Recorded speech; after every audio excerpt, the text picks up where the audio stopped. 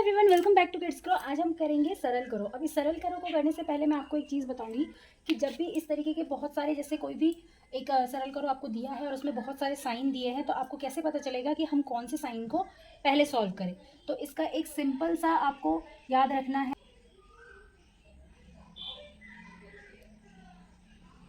तो सिंपल सा आपको याद रखना है कि भा गु योग, इस फॉर्मूले पर ही पूरा सरल करो आपका सॉल्व हो जाना है।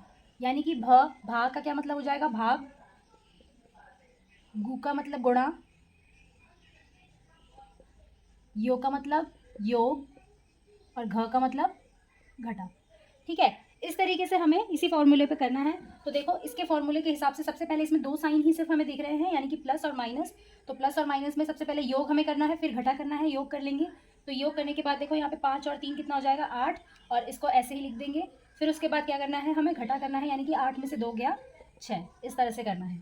ठीक है, और छोटे छोटे सॉल्व तो आपको इस तरीके से आपको लगेगा कि हम अगर माइनस को पहले कर लेंगे, यानी कि 3 में से 2 गए 1 और 5 और 1, इस तरीके से भी 6 आ जाएगा।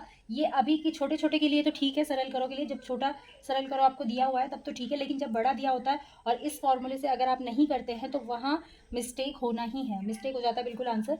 तो इसी फॉर्मूले पर डिपेंड करके आपको सबसे पहले अगर सिर्फ 2 साइन दिए हुए हैं तो फिर योग करना है, फिर घटा करना है। तो ये वाले क्वेश्चन इसी तरीके से करने हैं। इस तरह से आप कुछ सरल करो के आंसर मुझे कमेंट बॉक्स में करके बताएंगे।